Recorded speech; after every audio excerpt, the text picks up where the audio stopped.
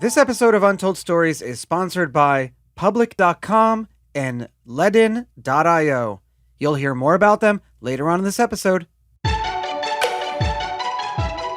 What is up, everyone? Good morning, good afternoon, good evening. I am your host, Charlie Shrem, for another awesome freaking episode of Untold Stories, where twice a week together, we get to dive deep with some of crypto's most influential leaders to truly understand how this movement came to be. And I want to welcome back Andrew Kiguel. You know, we had you on the show. You were the CEO of Hut 8 Mining, the largest North American, probably one of the largest Bitcoin mining company publicly traded in the world. That was one of the best episodes that the show has ever produced. So now we get to have you back on the show.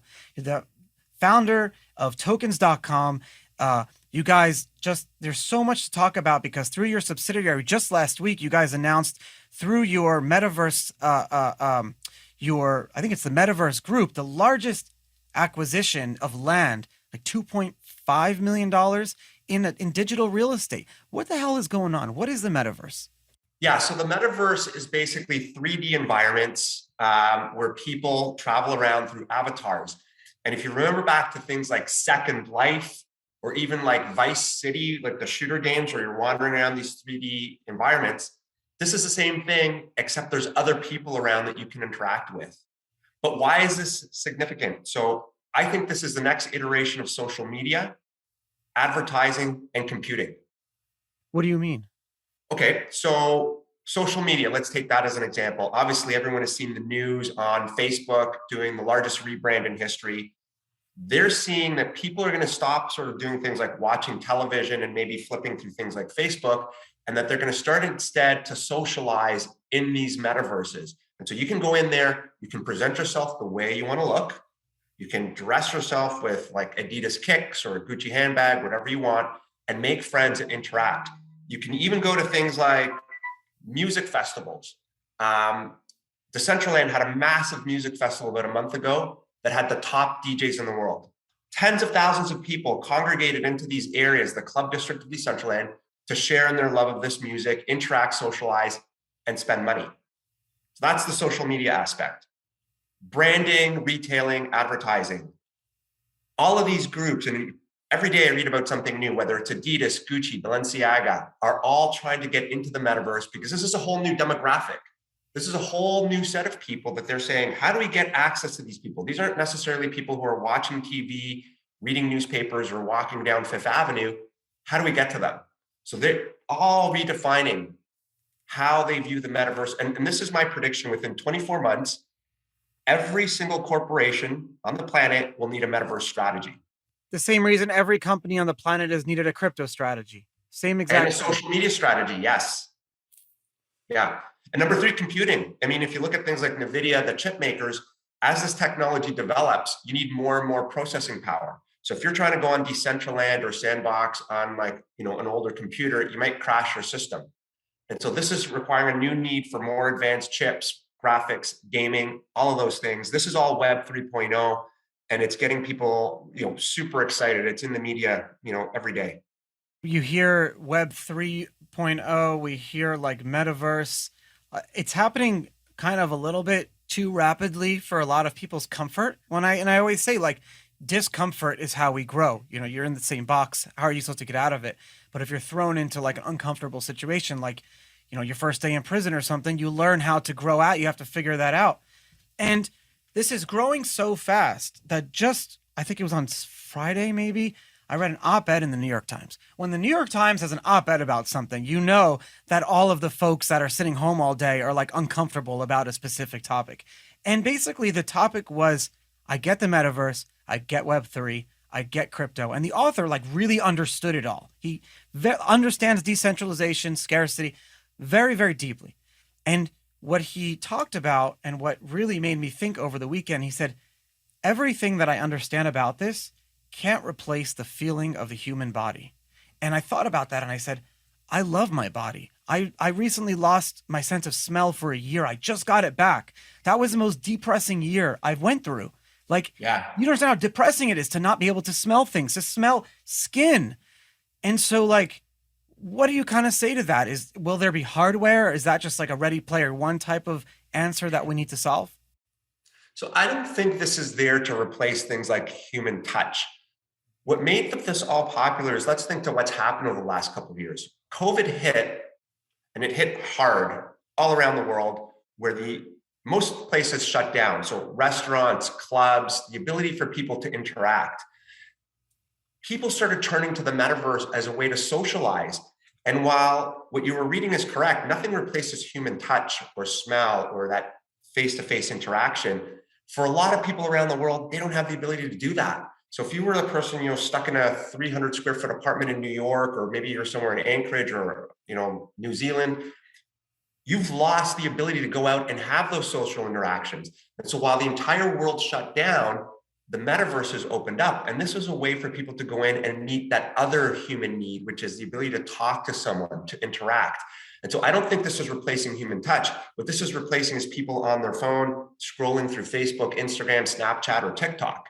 This is just another level of immersion for social media that's going to replace social media, as opposed to replacing human interaction in a physical way. Do you think that the human interaction that will be replaced in the interim could be like and I don't know if this is true, I'm just kind of coming up with it on the fly, interactions where you're uncomfortable. So there are times where you have to have that meeting, you have to have that in-person conversation, you have to have that discussion, whether it be someone close to you or someone not, whether it be something personally, or maybe it's a deposition or something where it's like an uncomfortable type of in-person meeting where body language and how things are said can screw it up. Even meeting between North and South Korea. But doing it over Zoom, you don't get what you need. Is this the perfect medium, like meeting in a metaverse type of world where everyone knows what is happening around you can't be controlled by any single entity?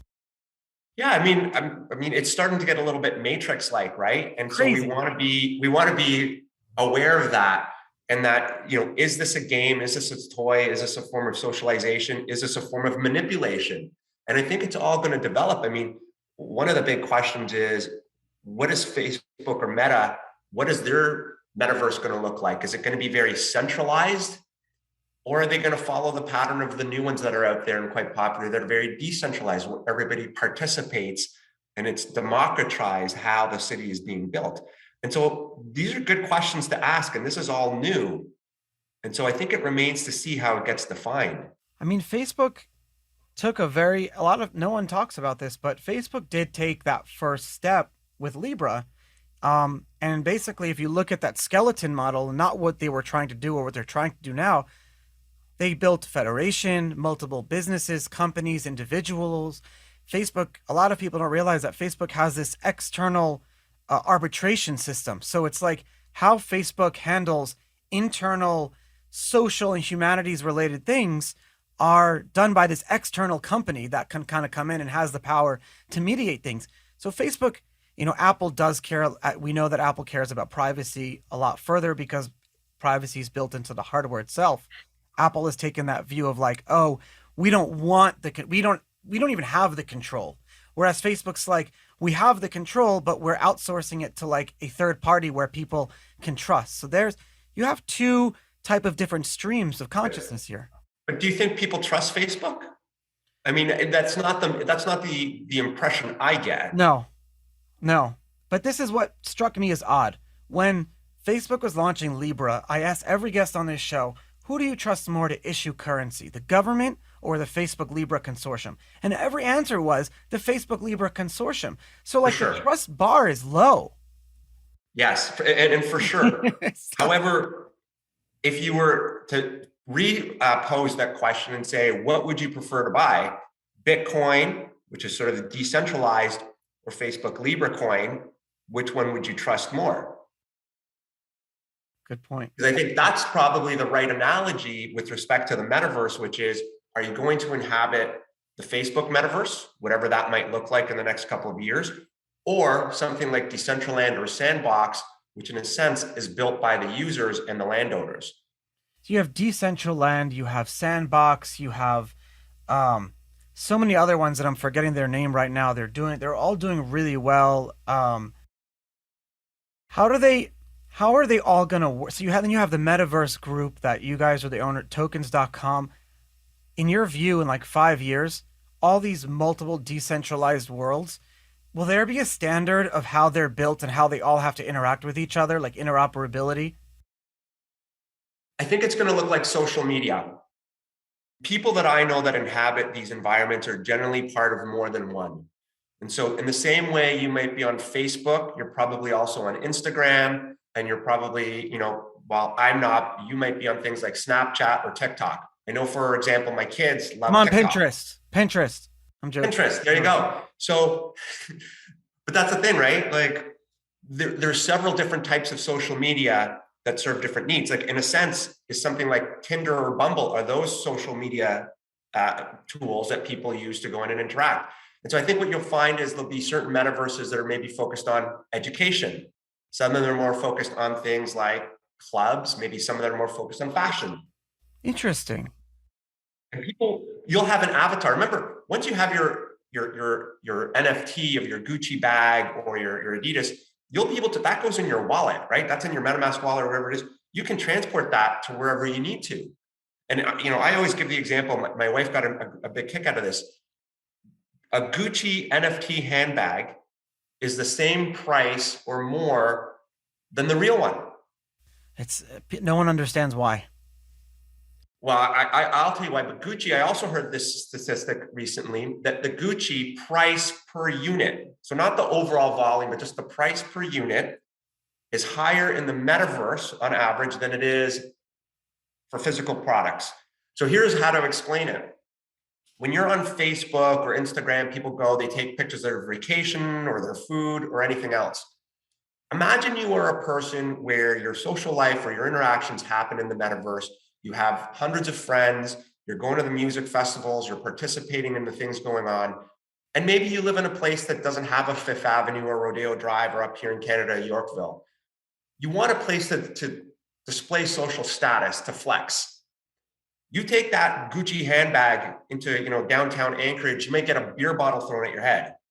But in the metaverse, you show up with that Gucci NFT, which has provenance, which means people know it was purchased from Gucci. You've got the ownership history, the pricing history, because it's all on the blockchain. You're building social status. You're building social status in the same way you might take that handbag and walk down, the fancy street in your city. And I think that's what it's all about. What will be the relationship between the physical and the digital? This is something that I have not figured out yet. Is it going to be like if I go on YouTube, some people are burning their physical artwork to convert it into an NFT? Like, do I have to do proof of burn, or am I going to have to burn my land to create digital land? Where's that? What's the relationship there?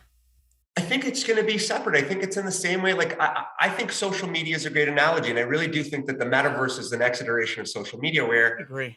It's not going to replace like human interaction and touch and going to the club or going to these things, but it's going to be an alternative for people that can't get that. And I'll give you, I keep going to this example of this big EDM festival that was held in Decentralized. It had the top DJs in the world. Now, for a lot of people, you can't jump on a plane and go to Ibiza or wherever that big music festival is, but you love the music. This is a chance for you to go listen to this music. It was a 48-hour festival. You can listen to the music. You can interact with other people that share the love of that music. You can pick up a pair of kicks or whatever, just like you would at a normal concert. There's concession stands and games and things to do. And it's just another way for people to interact and socialize. Where commerce comes into it is that you're going to have all these brands. Like if you could advertise, you got 50,000 people over a 48-hour period going to this music festival. If you could have a billboard there that said, whatever, Adidas or whatever brand it is you're retailing, you'd pay money to display that. You would 100%. And so like, I'm just thinking now, if there's a reggae festival and I want to get some of my friends around the world who live everywhere, we can all go to this reggae festival together.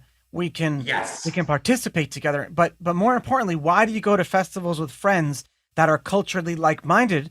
Is because that's where you want to build relationships. I have a friend who I don't see a lot, but when that Reggae Rise Up Festival comes once a year, we see it together. And we have memories together of going to the past shows. So it's like you get to interact with those type of people. So I guess you can say that culture is not, so what you're trying to say is that culture is not geographically based anymore. We're moving away from culture being geographically based. the geography has been removed for people as a way not just like to message each other and say, hey, look at my dinner picture of my food, but in a way to actually share experiences with people globally, but also as a way for artists to remove those geographic boundaries, right? So I think Ariana Grande is doing stuff in the metaverse, Snoop Dogg. This is a way I've heard of a lot of music artists as a way to go out and test your music. Here's, a new audience. I can have them listen to it. Brands are having fashion shows in the metaverse. It's all very cool. Movies and film, Hollywood. Well, I always said this, there's that new James Bond movie, right? So what if you could, because you can show video in the metaverse, you're trying to get to a demographic who might not be watching TV or getting access to know that. You could have a trailer, so people are just walking by in the downtown area where there's visitor traffic, and the trailer can sort of go from English, Chinese, Oh, yeah. Spanish, a way for you to advertise your movie to a whole new demographic. How cool is that? And you can do it in different languages because you have people from all over the world. Does that exist? I'd like to do that with this podcast. Well, I've seen Star Wars festivals in different places. So I think it was Sandbox held that they would actually show like a Star Wars movie, and people would just go congregate, talk about Star Wars stuff, and watch the movie. So you can definitely do that. I don't know if anyone's done it yet, but it's just, these are virtual cities. I often explain it because, to some people, they're like, well, why are you buying? Because we bought that big piece in the fashion district. And I'll talk to you about that because that's very cool. But people are like, what are you exactly buying? And I almost say that I'm pre-buying advertising space. It's like someone said to me, it's like buying land in New York for pennies 250 years ago, because I'm pre-buying places where people can create a storefront, an advertisement, a billboard, whatever it is they want to do to access that demographic. So that huge land purchase that you guys just had, was that in the same reasoning for this? 1000%. So here's what the vision is. The vision is we want to be a landlord. So my philosophy on things crypto is always like, let's be part of the infrastructure, the operating system. And in this scenario, we can be landlords in the metaverse. What I want that parcel to be is I want that to be the equivalent of the Fifth Avenue or Rodeo Drive of the metaverse.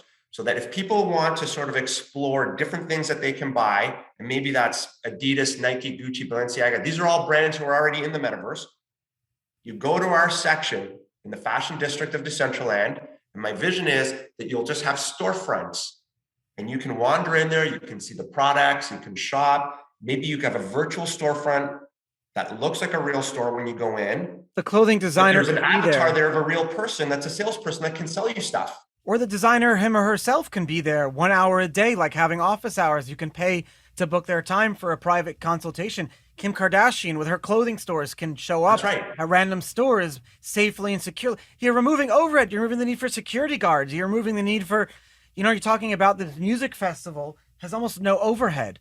And then so advertising. So would you, from an investment perspective, any company, any business that can have global users, that has a cost of acquisition right now, that cost of acquisition of their customer is just going to go down. So like you look at I invest in publicly traded companies. You were the CEO of one. If this company can get a user and pay $30, $40 per user per verified, that's a good number.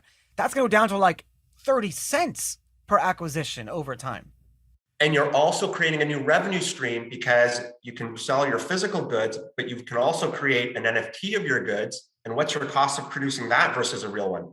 Wow. So, I mean, it gets you into like a lot of different subjects. It gets you into like the questions of proof of stake versus proof of work.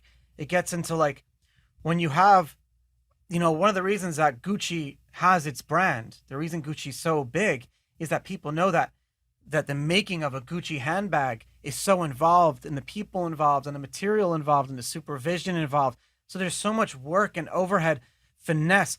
You have to be born into a couture family in order to call your bag couture. You can't just invent a new brand. You got to be couture, you got to be from the French family or whatever. You got to be born into it. You can't be a Japanese citizen unless your mom and dad are Japanese. So it's like, what will give the brands of the future that same value? So there's a concept in art called provenance. And for people that are unfamiliar, what that is in the art world is sort of proof or verification of who the artist was and ownership history of that piece of art. It's very hard to prove in the art world. And in fact, that's the biggest area of forgeries that happens, is because you don't know if it was actually by the real artist. You don't know the ownership history or anything like that. However, the blockchain solves that. And Charlie, you would be familiar with this. Everything is stored on the blockchain. So when Gucci makes that bag and sells it, you can see the ownership history, the price history. You know you're getting a genuine Gucci product. And that is part of the value here of what, what I'd say people flex. It's same thing with like crypto punks or Bored Apes and different things. It's that provenance that or a Beeple piece of art. You know that what you have is genuine and it's a form of social status. You want to own a crypto punk, you want to own a Bored Ape Yacht Club, because a lot of the people that you look up to for cultural significance, these people are associating their identities with CryptoPunks and Bored Ape Yacht Club. So you want to, for the same reason you were buying a pair of sneakers that your favorite basketball player was wearing, is the same reason you're going to buy an NFT that your favorite, basketball player is using as his social media, that's right, or whatever. Yeah. And CryptoPunks are I think CryptoPunks are very cool for people. And I don't know if you've talked about this, but there's like the 7 distinct features for the CryptoPunks, right? And the Mona Lisa of sort of the NFT world is like the CryptoPunk that has all the different features, because that's the rarest one. And so it's not just, people are always like, just JPEGs being sold, bought and sold. But there is a little bit of like art and science there that have combined to create these, what I would call scarcity factors, right? You can go further than that. So like, let's just say these attributes were preset, similar to how Bitcoin, most things about it were preset, the supply, everything like that having. If you can preset attributes that are based on worldly things that you can't control, like the time of the day, how many clouds in the sky, things like that, and these attributes, and then you can breed your different NFTs. You look at Zed Run, we talk about that a lot. Horse racing, you can breed your own horses, but how the attributes of your horse is not based on you or the creator of this metaverse. It's based on these other attributes that you can study, and then you can go and find another horse that has attributes that that if you breed your horse together, you can get a better horse that then can run in the daily live streams where other people are betting on this, and you make income to a whole world of horse betting, but also horse breeding and things like that. Yeah, no, it's a good analogy. Yeah. But there's other cool things. So the other thing, what we're doing in the metaverse, we're building a tokens tower. So there's like an Tower of Babel. Yes. But it's a funny story. So what I really want to do is create a prototype on our land in Crypto Valley. So there's an area called Crypto Valley, which people will congregate as well to talk crypto stuff. And so we're going to build a tower. So this is a funny story. So they sent me the original renderings, and it looked like a tower, like, I don't know, downtown Manhattan. And I was like, no, I don't want something like this. I'm like, I want something that looks like a club in Ibiza combined with like the Bellagio in Las Vegas. I want spotlights. I want clouds shooting thunderbolts down, spinning logos. So they're like, oh, okay, you want to like do, I'm like, yeah, make something cool that we can use as a prototype to show people what we can do. Because now we're starting to get calls from people, and Tokens Tower is not ready yet, but we're getting calls from people saying, hey, can you build us a tower to hold conferences in the virtual world on your property? And we're like, yeah, we can do that. And once we have this prototype built with like the spinning logos and the fountains and like the rooftop penthouses, we can use that as a model to attract renters. And I've already got a list of people who want to rent space from us in these places, mostly for advertising.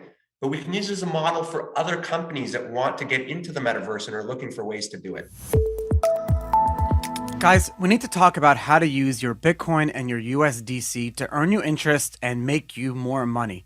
To do that, we're going to talk about our newest sponsor, Ledn.io, a much better home for your Bitcoin. They're amazing. They're a secure, simple, and easy-to-use platform for managing and growing your digital wealth. On Ledn, you can earn interest on your Bitcoin and on your USDC with some of the industry's best rates. Earn 6.1% APY on your first 2 Bitcoin and 9% on all of your USDC. That's right. All you need to do is deposit your coins and you'll receive steady payouts at the end of each month just for leaving your coins with them. 6.1% on Bitcoin is pretty huge. You don't find that same kind of return elsewhere without taking a much greater risk. And 9% on your USDC, think about what kind of rate you'll get if you had dollars sitting in your bank's savings account. Probably almost nothing. If you've got dollar savings sitting around, this seems like a no-brainer.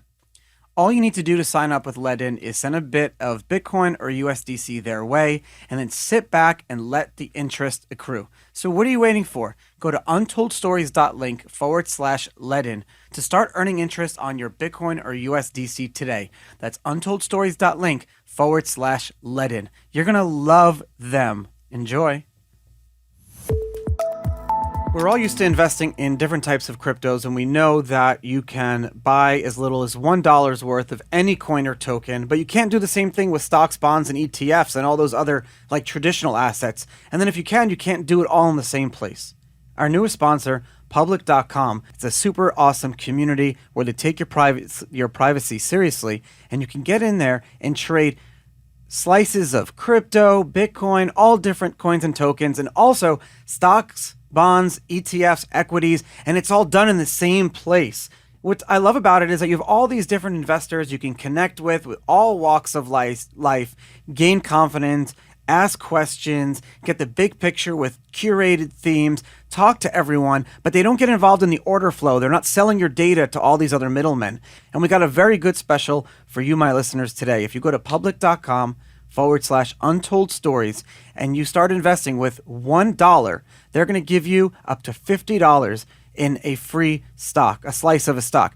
That's all you got to do. Download the app, $1, you get $50 worth. Public.com/untold stories, valid for U.S. residents, 18 plus only, subject to account approval. And make sure you check out public.com/disclosures. There's no investment advice here. These guys have been doing and amalgamating all of these different types of community, stock, bonds, ETFs, cryptos all together. Make sure you check it all out. Public.com/untold stories. I'm just completely blown away by how forward thinking you are compared to like some of the other folks that we've talked about with this. It seems like you really understand where this is going to be in 5 years or where you think. You talk about Crypto Valley and your land.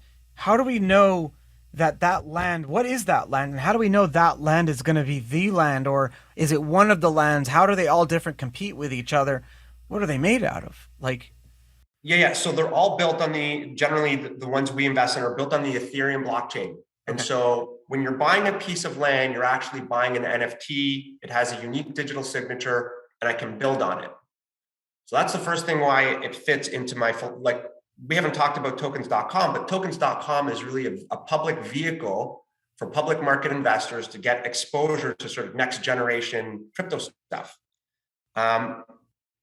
But within that, and let me talk about Decentralized, because what I mentioned to you is land parcels in the metaverse have a lot of similar attributes to Bitcoin. And I'll explain why. Decentralized has 90,000 NFT parcels put together to make it up. 45,000 of them are owned by the foundation, and that's parks, rivers, downtown fountains, and sidewalks. Untouchable. The other 45% are owned by people who own it. It's all owned by different people. Yeah. And there's regions. So there's a crypto valley, there's a club district, a museum district, different areas that you can go and build things.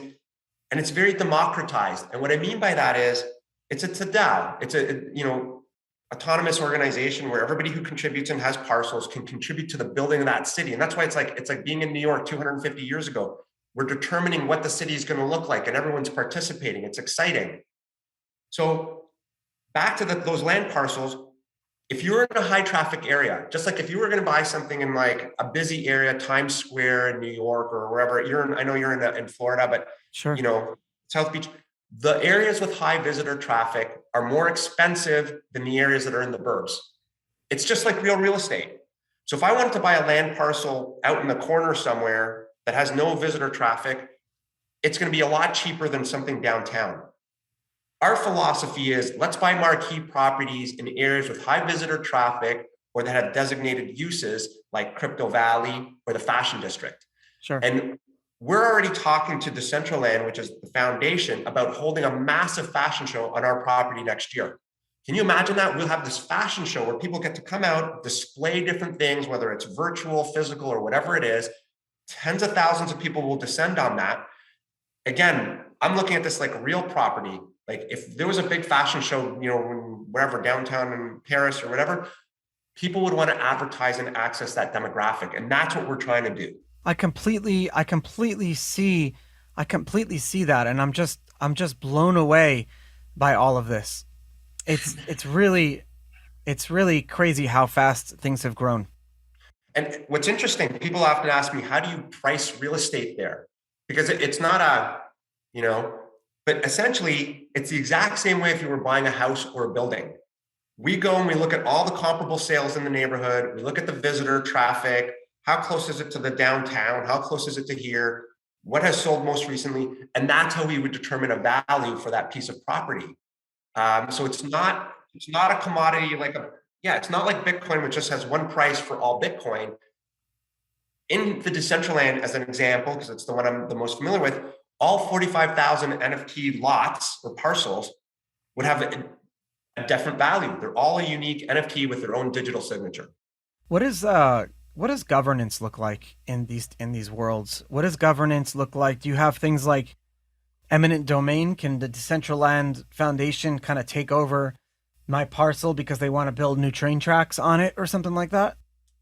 No, I think the sort of the foundations of the city have been laid out, but I think what it, you know, and they talk about this a lot on their website, not a lot, but they feature it, but it's essentially about everybody coming together and deciding. So I couldn't put up a porn store or hate speech without sort of self-governance there, but it's a Okay. lot like a city. And so if you think about, you know, you own a building or several buildings in a city, you're going to want to do things that everybody is in agreement with, or they will self-govern you to taking that Yeah, down. they will. And in fact, like Rodeo Drive, St. Armand Circle, places like that have business improvement districts where if you're a business holder or an owner in that district, you have there's certain governance and association dues and like what the signs look like outside and things like that. And if you're in a part of property rights, and I see this a lot in Florida where it's like the right to own property is like very enshrined, your right to your property in like the state constitution, to a point if someone like comes on your property, you have right self defense, Right. shoot them,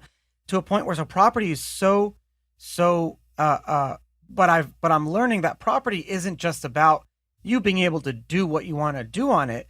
It's the opposite too. If you own a property within a neighborhood, like it's a residential neighborhood, your right to owning that property is where someone can't come in and build a store in that residential Right. neighborhood. So you guys all govern yourselves. That's also part of like, so I'd be curious to watch how governance goes out and happens. I actually am very curious to see like city takeovers, hostile takeovers, stress tests. I want to see how these worlds deal with massive human things like wars and pandemics in the worlds. I'd like to see that, how Right. they deal with that. I'd like to see all that stuff. And I was going to ask you like why. So here you are. You're like CEO of Hut 8 Mining, one of the largest mining companies, and you've pretty much like were involved in taking Bitcoin mining from when it was running in people's houses to now how they're publicly traded vehicles that are running on industrial scale, institutional scale. I was going to ask you why get involved in tokens.com, but we've pretty much answered it in the last 30 minutes. So, yeah, I mean, look, very simply, when I was one of the co-founders of Hut 8 and the CEO, and that's back when we had like Mike Novogratz on the board and people involved. And I think we were the first public Bitcoin miner. And the idea was, how do we give a public market investor exposure to Bitcoin? And I love giving this analogy. Buying Bitcoin is probably the easiest thing that you can do in the crypto world. But when the ETF was announced in the US earlier this year and in Canada and the funds, and you see how big Grayscale is, people prefer to own, a lot of people, not everyone, prefer to own this within their public market portfolio through their Robinhood account or whatever. I'm just providing them a different way to do that. At Hut 8, by the time I left, there was already another 50 public Bitcoin miners. Yeah. You know, the one strategy that I put in there that they still held is to keep all the Bitcoin to give people that exposure. And I think today Hut 8 has the 4th or 5th largest holdings of Bitcoin of any public company, behind like, Tesla, MicroStrategy, and Square, I think, right? Yeah, you could go to So, Bitcoin Treasuries and check that number out. It's there. Yeah, you're right. yeah. And so that strategy worked, but I got excited about doing new things. And I mean, the first thing that got me excited was staking, which we haven't talked about, but staking is the new form of proof of work, proof of stake, where you can do a lot of the same things. And I love Bitcoin. And I know some people will be like, it's anti-Bitcoin, but it's a way of doing the validation of blocks without using electricity or hardware. And you do it through ownership instead. And so we're staking ETH, Solana, Shiba, a whole bunch of different things, DOT, and I do that through ownership. And so the light bulb went off again, and I was like, you can't really have these, what I would call crypto funds, but through the staking process, which is deploying technology, I have to own them. And by owning them, I'm constantly earning more tokens. Like every minute, I'm earning more tokens through the staking process. And I was like, this would be great as a public vehicle, because again, it's giving people exposure to a whole bunch of things they might not otherwise get exposure to. And so, we're looking at things like play to earn, which I think is going to be massive next year as well. But I'm trying to put together things that are, if you wanted to access Bitcoin, there's other ways to do that. There's exchanges, but nobody is doing on the public markets what we're doing. Like no public company owns Shiba Inu. No, you guys are the first ones. Yeah, it's crazy. Right? We own DOT, we own Terra, Solana. We're staking ETH. Like, so I think a combination of all these things, I think is really cool. Proof of work, when it was invented, and it's so important because it directly translates a scarce commodity, energy, and directly translates it into this like value store for that energy, and that's Bitcoin. It's the future value. It's a way for you to not have to worry about Sybil attacks or someone taking over the network, securitizing, because computing power and energy, as much as we find better sources of energy, we can still predict how that energy translates into a certain amount of computing power. So I love that. Proof of stake, I've always been a little wary because, listen, I have these debates all day, and it comes down to staking and ownership. You're assuming that the person, the staker or the owner, whoever you're translating like previous wealth or previous, like if we look at money as like a scoring card system of being in a pro-social society, the more money you have, the more maybe in a different world, the more money you had to find on how much voting power you had in American politics. It's no more. It's one person, one vote. So I get all that, and I get how when you have proof of stake, it directly translates that scoring card system into being able to secure a protocol.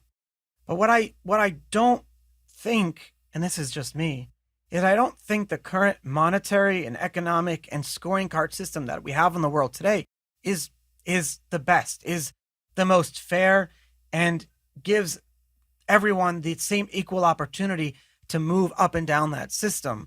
And so I'm not opposed to proof of stake. I'm opposed to the current iteration of converting whatever we use to score humanity today into however we secure the proof of stake networks of today. I'm not sold on that conversion yet. And I'm probably like one of the only people in the world to even like have this conversation, because I'll get yelled at or fired if I was working for a publicly traded or whatever and said this. Right. So here's a couple things to consider, because I think both have merits. If you look at the proof of work network, when you had the pools, and one of the things that often is like, because I think you're talking about, it's an unfair advantage if you have more capital and you can buy more. Basically, staking. yeah. So if you think back to the pools, and I haven't checked them in a while, but I mean, what was it that the Chinese pool controlled like over 50% of the world's hash rate? That's kind of centralized and worrisome. I think in talking about capital, mining is hugely expensive. I mean, mining equipment and hardware has got about a 4-year life, and then you got to keep replacing it. Largely, if you look at who's dominating Bitcoin mining these days, it's all large corporations. No one's doing it in their basement anymore. It was a hobbyist activity. It was designed, I think, to be for passionate people that they could do in their house. And it was the invention of the ASIC chip that took it into an industrial endeavor. In terms of the, and I agree, it's still the safest system, never been hacked. Staking, though, if you own a whole bunch of ETH or DOT, aren't you really, in a sense, screwing yourself if you're trying to, validate bad transactions? Because then, if a system actually gets proven to be broken down, then the value of whatever you're holding gets broken. Remember, there's bonding periods. I can't just approve a bad transaction and remove all my ETH or DOT. And there's slashing events. So I'm actually putting it at stake. And so if I'm staking, for example, ETH is locked into the ETH system when I'm staking it until the merge is finished, probably by the end of Q2 next year. I don't want to risk my capital by sending a double spend, one to Charlie and one to somebody else. So I think there's different alignment, both work. But a question for you, don't you think that this year, and I faced this a lot when I was running Hut 8, but don't you think that there's a bit of an optics issue for Bitcoin today and with respect to the energy use? Yeah, I think that those who are, and you could probably validate this, those who are doing Bitcoin mining in the most energy efficient way don't want to talk about it as much because they don't want their competitors to know kind of what they're doing and how it all works. So you don't really have it's the Bitcoin energy issue that people kind of claim, and then you see it on the news all the time in Bloomberg and et cetera, is just the low-hanging fruit. It's the easy one because there's no one who's going to counter it, really.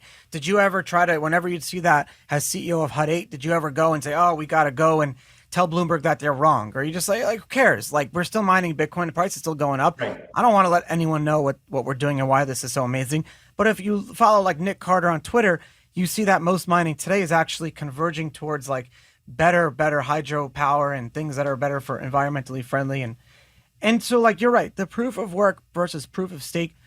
I think proof of work and proof of stake are going to both succeed in and of themselves. And they're two very different things. A good example is if you want to buy property in a certain neighborhood, you don't need permission. But if you want to buy property in a certain neighborhood that has a homeowners association, you need permission from that homeowners association to buy a house in that neighborhood. Most people don't realize that too. Buying property is not fully permissionless. We all think that land and property and energy is fully decentralized and permissionless. Well, it is in a lot of places. It mostly is, but a lot of times it's not. So therefore, we can have blockchains, we can have metaverses, we can have things that have various levels of decentralization and permission and permissionless. Do you agree, or am I wrong? Yeah, no, I think that's right. And I mean, bringing it back to proof of stake versus proof of work, my prediction is in the next couple of years, out of the top 10 tokens, 9 out of 10 are going to be staking tokens. Yeah, the only token of significance, the only token of any significance that's going to remain on proof of work is going to be Bitcoin. Yep. And I hope that happens. 2 years ago, in the top 10, how many proof of stake tokens were there? Take a guess. Probably none, right? One? You're right. Zero. Yeah. Today, 6 out of 10. But here's another reason why. And there's the whole environmental issue and the energy use. But proof of work, and I know there'll be guys who are like, you're right, but generally speaking, proof of work can process about 15 transactions per second. 15. To put that in perspective for you, Visa and MasterCard can do 20 to 30,000 transactions per second. Staking, and I like to look at these as operating systems. I'm like, it's like owning iOS or Android, but staking operating system can process 100,000 transactions per second. And so if you think about what's happening in the DeFi world and in the NFT world and the MetaVerse world, you need more processing power because right now, Ethereum, people complain about the gas fees. All that is people trying to drink water through a pinhole because there's so many transactions trying to happen. It's not fast enough. To my mind, ETH can't transition quickly enough to staking because it'll hopefully, in theory, alleviate that problem of too many transactions trying to get through the pinhole at once. That's the claim. That's the hope for, what is it, ETH2? And, isn't it interesting how Ethereum was the first blockchain to really like, not the first, but one of the first to conceptualize and theorize and actually like push towards a staking future. But it's one of the ones that's having the hardest time actually moving over to staking because it's so big. Yeah, you're absolutely right. But it's getting there. It And is. I often tell people, has anybody built anything on proof of work in the last couple of years? Like if you look at the Solanas, like all the layer ones, nothing is built on crypto mining anymore. And like what's going to happen, like, Bitcoin Gold and Bitcoin, like, I mean, are all these things just going to disappear and get completely marginalized? That's a good question. I mean, what happens to all the secondary, and third and fourth machines when they're not efficient anymore? All these machines that aren't efficient. There's this whole world of like mining crap coins. I have people who will buy machines Right. second, third, fourth hand, and then just mine anything they can. It's like there's a protocol out there. I forget its name that will like profit switch for you on any script, Right. anything you can buy, Litecoin and like the 60 other script coins. It'll like just constantly be switching, sell it into its own token and cash you out. I mean, that's the future. But you're right. Like the future, these worlds cannot be built on proof of stake. But what I think was Proof of work. you're right. These worlds can't be built on proof of work. Sorry. But what I think will happen is the currency that'll work within a lot of these worlds will be Bitcoin or a proof of work or a proof of stake coin that's backed by some amount of Bitcoin. A lot of people, like hundreds, if not like, I don't have the exact number, but I'm going to say like at least 50% of the tokens and coins that are in proof of stake today are backed up by some amount of Bitcoin treasury. So Bitcoin is this huge proof of work, is this huge backbone on the whole proof of staking infrastructure.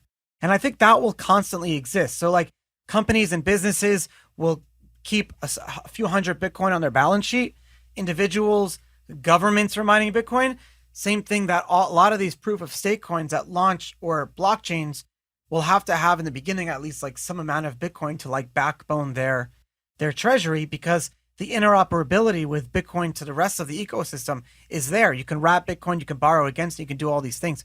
So it's like a great Right. bootstrapper. Yeah, for sure. And and there'll be other solutions. Lightning Network Yeah. has not seemed to take off. But like I know there's wrap Bitcoin, and I'm not totally familiar with it, but really, couldn't you really, like you're saying, have things backed by Bitcoin that operate on a more of a staking mechanism where you can have a lot of the advantages, but with that speed? And I think that might be one of, if Bitcoin was to ultimately look to address the optics issue, whether real or imagined, on the energy use, these might be ways to do it. The other thing that people are talking about now that I'm hearing is quantum computing. And so as that becomes more of a reality, there's maybe going to be ways where you can get 500 to 1,000 times better efficiency off your hardware and electricity. I mean, your hash rate will just go bananas. That's and the thing. explode. Bitcoin has the ability to prevent against quantum computing from coming in and taking over the network. So these proof of stake networks have the ability to prevent from someone with a quantum computer to come in and like hyperstake or figure out a way to do some sort of like play to earn a lot faster than someone else and earn more. Like there's the same kind of problems that you'd have there too. Yeah, no, for sure. Yeah. For sure. This is I love having these in-depth conversations because I think what I get out of this is that this is so early and there's still so much like throwing things at the wall to see what sticks. And just like proof of work, proof of stake, the next level, there's so much new, and then the new attracts talent and growth, and then everyone is all looking to there. And so I guess to kind of bring it all together, what you're doing at tokens.com is you're telling folks, hey, we are on top of, we're investing in everything that's new before everyone finds out about it, and we are taking the right amount of acquisitions, we are taking the right amount of stake in these things to make sure that anyone on the outside can make sure they have a piece of the future, a piece of that software of the future. Yeah, I think that's exactly right. And one of the things I love about investing in blockchain and crypto is I don't have a lot of clients. Like, I'm not building a website to attract people to come and interact at my website. The blockchain pays us. And in terms of metaverse real estate, we're buying, we're doing these transactions, we're going to develop it, but it's not an intensive, capital labor heavy business. We're really just buying the things that I think a lot of people wish they knew how to buy themselves, or maybe just don't have time to do it. And we're holding it and putting it on our balance sheet. So we're an asset heavy business. What is the ticker? So the ticker in the US, okay, you'll like this, is Smurf. And I'll tell you why. So Smurf, to be listed in the US as a Canadian entity, I'm based in Toronto, you need to have an F at the end of the letters to signify foreign.